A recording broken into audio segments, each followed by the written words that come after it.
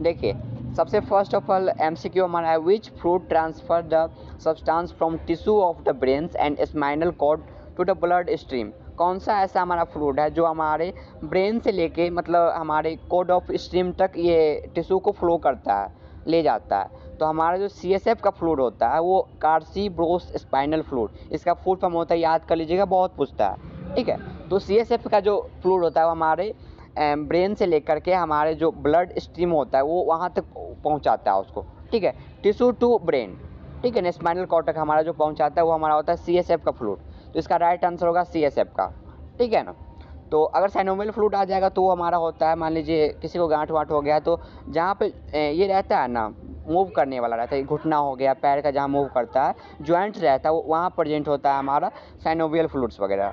ठीक है, तो ये सब टॉपिक में नहीं था लेकिन मैं बता दिया हूँ। देखिए सीएसएफ इसका राइट आंसर होगा। ठीक है, इसको याद कर लीजिएगा, ये सब याद कर लीजिएगा। वैसे मैं आगे बताऊंगा कौन कौन सा कितने प्रकार का फ्लूइड्स होता है, मैं आगे बताऊंगा, लेकिन इस फर्स्ट नंबर क्वेश्चन का जो आंसर होगा राइट वो होगा सीएसएफ फ्लूइड।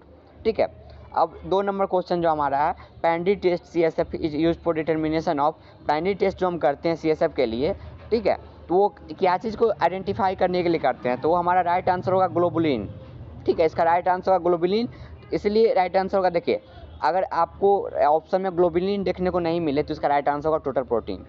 ठीक है, अगर इसमें राइट आंसर आपको ग्लोबिन देखने को नहीं मिले तो इसका जो प्रॉपर आंसर होगा एक सिंपल सा तो होगा टोटल प्रोटीन, लेकिन अगर ग्लोबिन देखने को मिले तो आप ग्लोबुलिन में टिक लगा लीजिएगा, इसलिए इसका राइट आंसर होगा बी।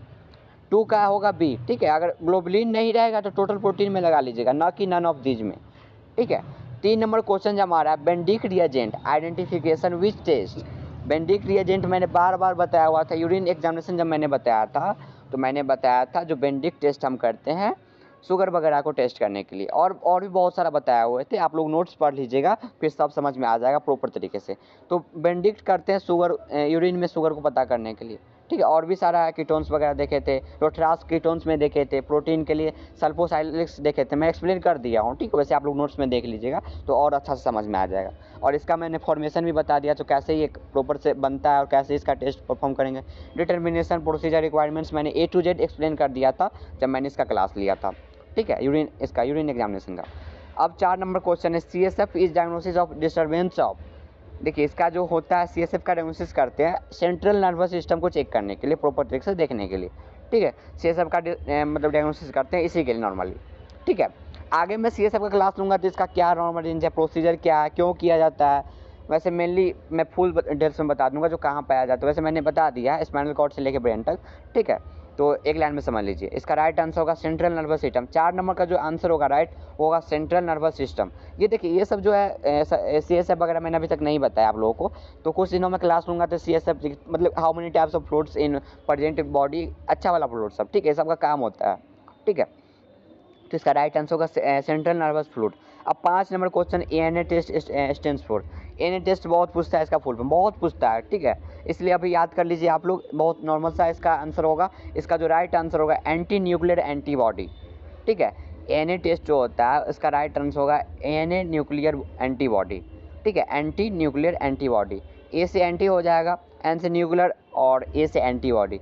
और एएनए क्या होता है, किस लिए किया जाता है, मैंने आगे आपको भेज दिया है, इसलिए आपको देख लीजिएगा। ठीक है, क्यों इसका किया जाता है और किस केसेज में किया जाता है, सब मैंने इसलिए एक्सप्लेन करके बता दिया है। वैसे मैं क्लास लूँगा तो मैं बता ही दूँगा। ठीक है, और ये देख लीजिए मैंने हिंदी में भी आप लोगों को भेज दिया है, अगर किसी को हिंदी में देखना होगा इसका आंसर या फिर क्वेश्चन तो प्रॉपर तरीके से आप लोग देख लीजिएगा। तो यही एमसीक्यू में था, आप लोग एमसीक्यू डेली याद कर लीजिएगा। जो लोगों को कुछ लोगों ने इसका आंसर लगभग 3-4 सही किया था।